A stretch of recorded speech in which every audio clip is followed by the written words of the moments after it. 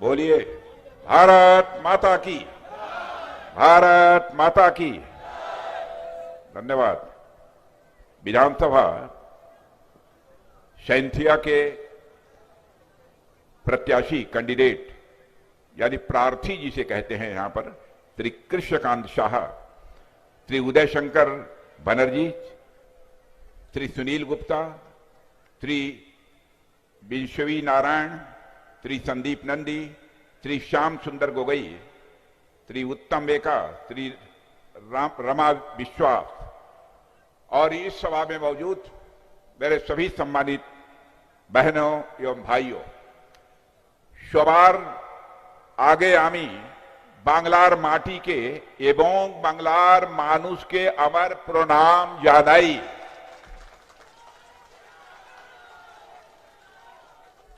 हमारी बांग्ला ठीक है ना? लेकिन बहनों भाइयों, मैं आपको बधाई देना चाहता हूं। इतनी प्रचंड धूप है, इतनी गर्मी है।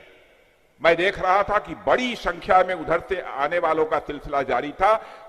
इतनी गर्मी के बावजूद आप सब इतनी बड़ी संख्या में यहां पर मौजूद हैं।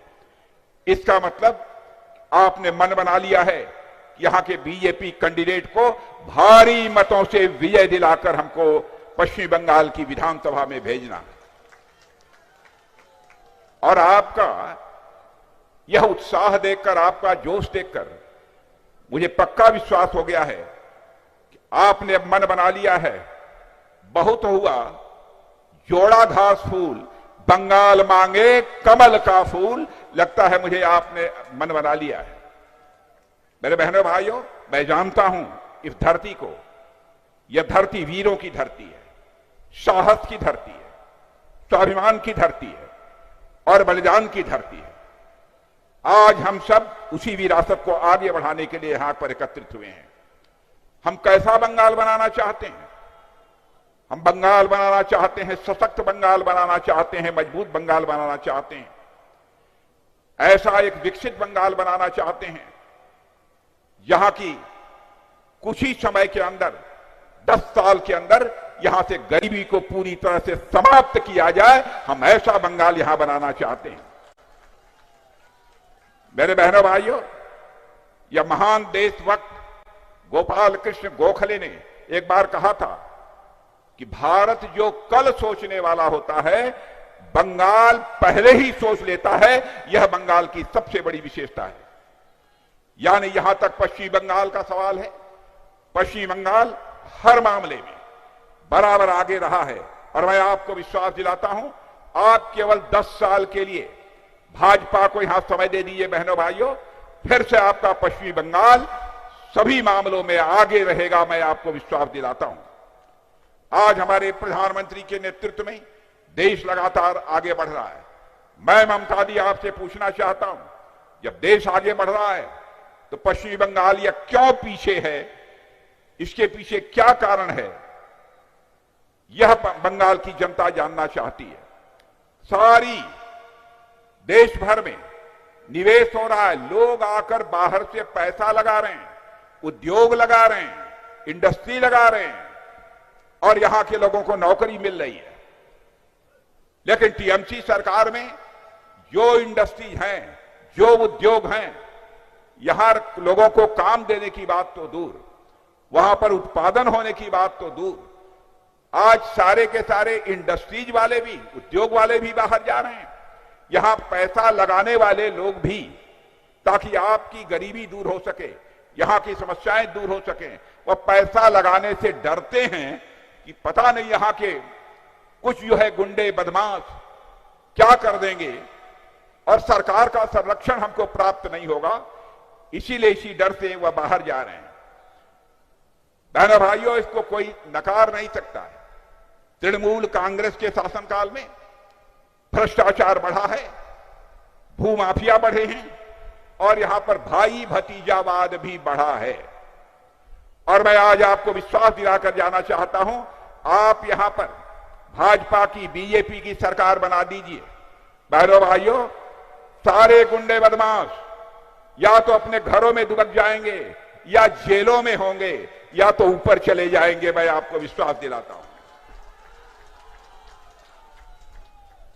टीएमसी के शासनकाल में लगातार बंगाल के हालात बद से बदतर हुए। ममता जी ने नारा दिया था, बंगला निजेर मेई के ईशाई। बंगाल अपनी बेटी को चाहता है, लेकिन यहां की माताएं, बहनें और बेटियां भी अपने को सुरक्षित नहीं महसूस कर रही हैं। यहां हत्या, लूट, अपराध की सरेआम घटनाएं हो रही हैं और टीएमसी के नेता लोगों को संरक्षण दे रहे हैं। बहनों भाइयों, मैं आ रहा था, कुछ लोग किसी पार्टी से संबंधित नहीं थे। मैंने गाड़ी रोककर पूछा, भाई क्या बात है, आप लोग सहमे क्या है? तो कान में कहते हैं, साहब हम लोग देंगे वोट तो कमल का फूल देंगे, लेकिन यदि हम बोल देंगे तो हमारे ऊपर मुसीबत आ जाएगी। यह भय का माहौल यहां पर बना हुआ है। इसलिए मैं आपसे कहने आया हूं बहनों भाइयों, डरना मत। सरकार बनने के बाद जो भी डराने की कोशिश किया होगा, एक एक की खाट खड़ी कर दी जाएगी, एक एक की खाट खड़ी कर दी जाएगी, मैं आपको विश्वास दिलाता हूं। और यहां पर धर्म के नाम पर भेदभाव किया जाता है।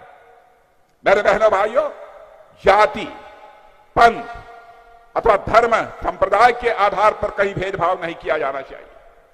राजनीति यदि की जानी चाहिए, इंसाफ और इंसानियत की, जस्टिस और ह्यूमैनिटी की राजनीति होनी चाहिए। क्या कर दिया है ममता दी ने?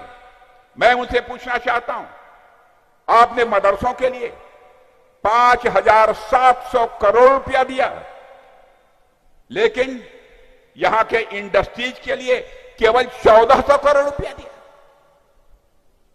क्या तमाशा? कैसे गरीबी दूर हो? कैसे यहां के बेचारे नौजवानों के हाथों को रोजगार मिलेगा?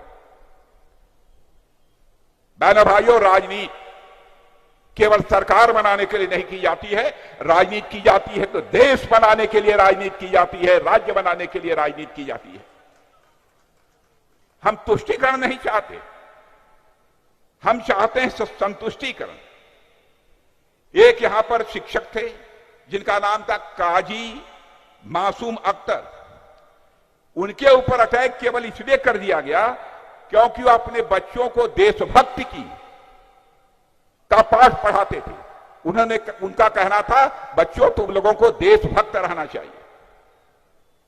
बच्चों से कहते थे कि राष्ट्रगान गाओ। इस कारण उनके ऊपर जुल्म ढाया गया। मेरे बहनों भाइयों, अब यह बंगाल में नहीं चलने वाला है। बंगाल का नौजवान रोजगार की तलाश में दर दर की ठोकर खा रहा है।